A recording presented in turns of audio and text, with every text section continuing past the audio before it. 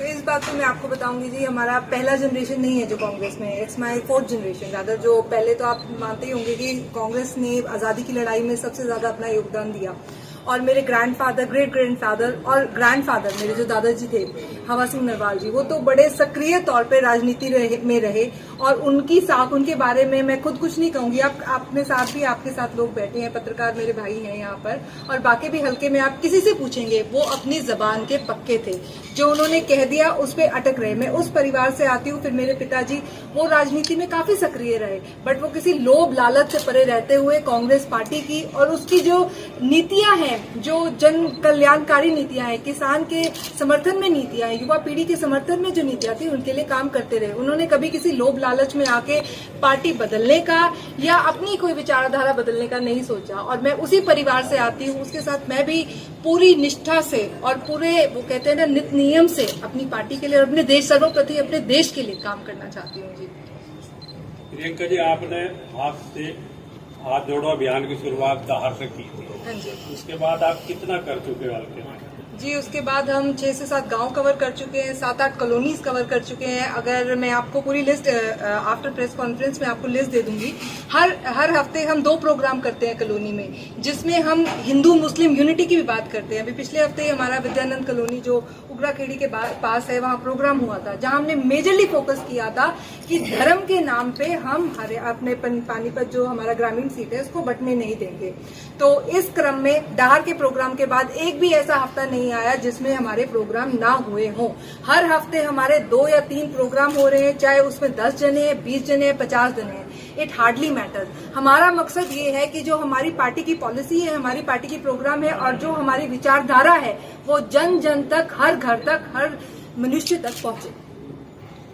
आपको कांग्रेस क्यों अच्छी पार्टी लगी? कांग्रेस के लिए काम कर रहे हैं और टिकट मांग रहे हैं कांग्रेस से। जी, कांग्रेस पार्टी अच्छी क्यों लग रही है? पहला तो एक जनरेशनल फैक्टर हो गया कि जी अब कितनी पीढ़ियों से हम इस पार्टी में हैं। एक वफादारी जो होती है, एक निष्ठा होती है, वो आपकी हो जाती है। आप एक ही पार्टी की तरफ, ये परिवार है। कांग्रेस कोई पार्टी नहीं है, ये विचारधारा है। किस टाइप की विचारधारा है? जिसमें अपने देश के लिए समर्पित रहने का, अपने देश के लिए काम करने का और हर वर्ग को साथ लेने का। सबसे बड़ी जो कांग्रेस का प्लस पॉइंट है, मैं आपकी बात सही मानती हूँ, कांग्रेस ही क्यों, 2 मेरे दादा परदादा सब कांग्रेस में थे और मेरे पिताजी भी कांग्रेस में। बट हमारी जो जनरेशन है, रैशनल थिंकिंग और लॉजिकल थिंकिंग मुझे लगता है आज के टाइम पे मस्ट है।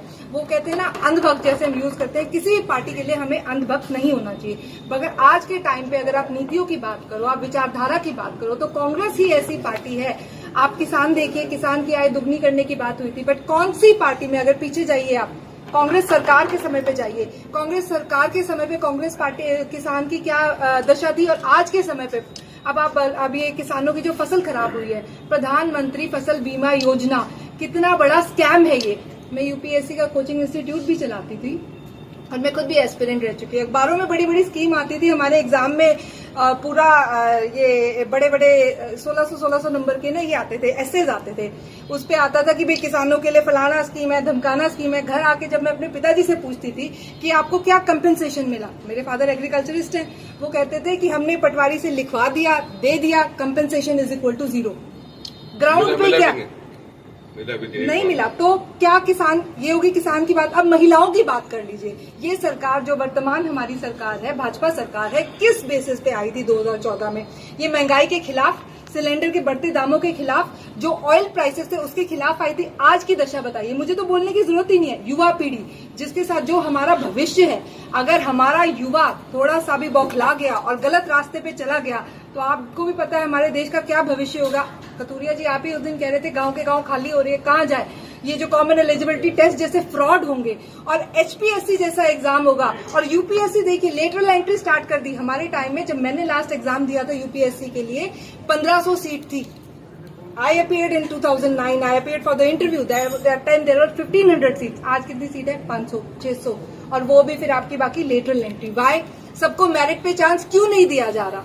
इसलिए मुझे कांग्रेस पार्टी का साथ देने में गर्व होता है, इसकी नीतियों पे गर्व होता है। देखिए, कैंडिडेट तो हर टाइप के हर पार्टी में होते हैं, बट आप जो बेसिक एक फाउंडेशन स्टोन है, वो इस पार्टी का ठोस है, आम जन के साथ है, और उसमें कोई दोराय नहीं है कि वो बिल्कुल ही देश हित में है। आप गाँव में और कॉलोनियों में दौरे किए आपने, जैसे हाँ जी। यहाँ की लोकल क्या समस्या है लोगों को? बिल्कुल जी जी, हर गांव की अलग समस्या है। जैसे हम धार गए थे, उनकी जोड़ की समस्या थी, प्राइमरी स्कूल की भी प्राइमरी स्कूल है धार के पास था, फिर मिडिल स्कूल नहीं है, स्कूल की काफी समस्या थी, फिर पानी की निकासी की समस्या थी। और अगर हम कॉलोनियों की तरफ जाते हैं तो उनकी भी, जैसे ये रोड, लाइट, बड़ी बेसिक जो नहीं होती मूलभूत सुविधाएं, उन्हीं की समस्या है। बरसत रोड पे हमारा ऑफिस है, आप अगर बरसत रोड से खोतपुरा तक जाएंगे तो वो रोड में गड्ढे नहीं है, गड्ढों में रोड है। मतलब आई एम सरप्राइज्ड कि आज हम आजादी के इतने 75 साल बाद का महोत्सव बना रहे हैं, हम ये मूलभूत सुविधाओं के लिए लड़ रहे हैं, मगर हमारा टारगेट ये नहीं है कि बेसिक एमिनिटीज तो आप भी मानते होंगे सर कि हर किसी को मिलनी चाहिए। हम उनसे ऊपर की बात करने चाहिए। हम शिक्षा की बात करते हैं कि पॉपुलेशन, ये सरकार कहती है कि भाई पॉपुलेशन के आधार पर स्कूल बंद कर दिया जाए, तो सरकार का क्या काम होता है? हमारी स्टेट वेलफेयर स्टेट है, पुलिस स्टेट तो नहीं है। वेलफेयर स्टेट का परम धर्म क्या होता है? अपनी जनता के वेलफेयर का ध्यान रखना, चाहे उसको घाटा हो। प्रॉफिट मेकिंग स्टेट तो है नहीं है। अब ये उसके विपरीत चल कर रहे हैं, जहां प्रॉफिट मेकिंग स्कूल नहीं उसको बंद कर दो, प्राइवेट स्कूल को आप पैसा दे दो। Is it justified? I am talking, it's not justified sir, it's wrong decision. Second of all, जो हमारा वेलफेयर स्टेट है उसका काम है आम जन को एम्प्लॉयमेंट प्रोवाइड करना, ना कि फ्री में चीजें देना कि भाई उनका जो मनोबल है उसको तोड़ दिया जाए। आप एम्प्लॉयमेंट दो, अगले को मेरिट के हिसाब से अपॉर्चुनिटीज दो, कम्पीट करेंगे लोग, आगे आएंगे। अपने देश को बढ़ाने का ये तरीका होता है। और जैसे बिजली पानी की आपकी समस्या है, बेसिक समस्या है आपकी, वो होनी ही नहीं चाहिए। मुझे लगता है कि जो बेसिक गांव की ये जो रोड की, बिजली की, और ये जो अब जैसे आपका ये वाटर, ये इतनी बारिश आई, फ्लडिंग हुई, इसका मेजर क्या है? जोड़ वाली जमीनों पे आप कब्जा करते जा रहे हैं। पानी जाएगा कहाँ? आप खुद बताइए। हम सब ड्रेनेज निकासी नहीं है। ये सिर्फ पानीपत की प्रॉब्लम नहीं है, it is all over Haryana. निकासी, अम्बाला डूब गया, क्यों गया? क्योंकि जितना भी उसका आउटलेट था है ही नहीं। कहाँ जाएगा वो पानी? सड़कों पे ही खड़ा होगा। डेवलपमेंट के नाम पे जो हमने एनवायरनमेंट को खत्म कर दिया है, दिस इज नॉट जस्टिफाइड। वर्तमान सरकार कहती है हम एनवायरनमेंट का पूरा ध्यान रख रहे हैं। कहाँ रख रहे हैं? Where is environment? कितना ट्री कवरेज है हरियाणा में? हरियाणा को तो येलो स्टेट माना जाता है, सबसे कम ट्री कवरेज है हमारे हरियाणा का। आज के टाइम पे एम्प्लॉयमेंट अपॉर्चुनिटीज कितनी है? और आप कांग्रेस सरकार के टाइम की बात करें, नंबर 1 था। आज के टाइम पे देहात में एम्प्लॉयमेंट नहीं है, शहरों में एम्प्लॉयमेंट नहीं है, बच्चे छोड़ के जा रहे हैं। It's a serious state of affair.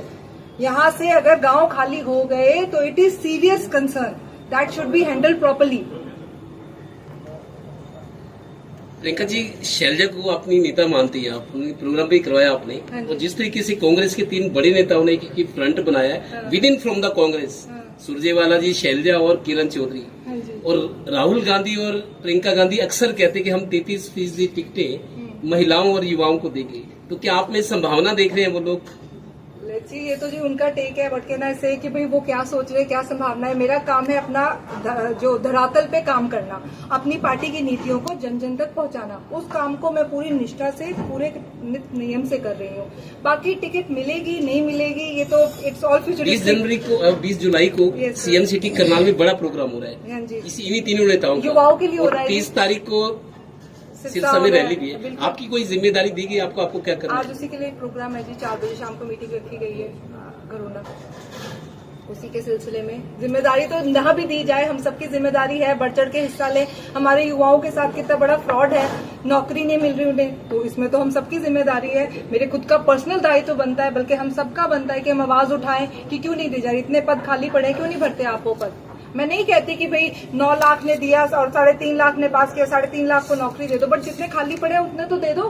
वो क्यों खाली पड़े हैं? प्राइवेटाइजेशन की तरफ क्यों जा रहे हैं? कौन पहले प्राइवेटाइज, जब ये लिबरलाइजेशन, प्राइवेटाइजेशन, ग्लोबलाइजेशन की बात हुई थी, मनमोहन सिंह जी ने की थी, सबसे ज्यादा कौन रोडों पे निकल रहा था कि भाई देश को बेच रहे हैं, ये कर रहे हैं, वो कर रहे हैं। तो अब आप देखिए प्राइवेटाइजेशन की तरफ, और वो भी कुछ, मैं प्राइवेटाइजेशन या इन चीजों के खिलाफ नहीं हूँ, बात है मोनोपलीज की। आप 20 MNCs को काम दो, 20 में हर 20 में से एक के पास अगर आप 100 की कैपेसिटी दोगे तो आप एम्प्लॉयमेंट, और आप एक ही कंपनी को मोनोपली से सब कुछ दे देते हो। मिडिल लेवल जो वो होता है आपका, मिडिल लेवल जो ये आपके इंडस्ट्रियल हाउसेज है, उनको खत्म कर रहे हो। डीमोनेटाइजेशन से क्या हुआ? जो MSME है वो खत्म कर दी। डीमोनेटाइजेशन का यही हो, कितना % काला धन वापस आया? आज भी उभर पाए हैं MSME? मुझे तो नहीं लगता उभर पाए और उभर पाएंगे। उसके बाद GST जिस तरीके से लागू किया गया, एमएसएमईज जो होती हैं उनका क्या रहता है? सरकार को उनको प्रोत्साहन देना चाहिए। और अब आप हर महीने का आप कहते हो आप जीएसटी रिटर्न डालो, मतलब कॉस्टली भी रहता है उनको। एक तो वैसे बिजनेस एक स्लम्प है, कितना नुकसान होता है उनको। तो इस सरकार मेरे को समझ नहीं आता किस प्रकार से नीतियां अपनी बना रही है और किस प्रकार से कर रही है कि हर सेक्टर बुरी तरह प्रभावित है।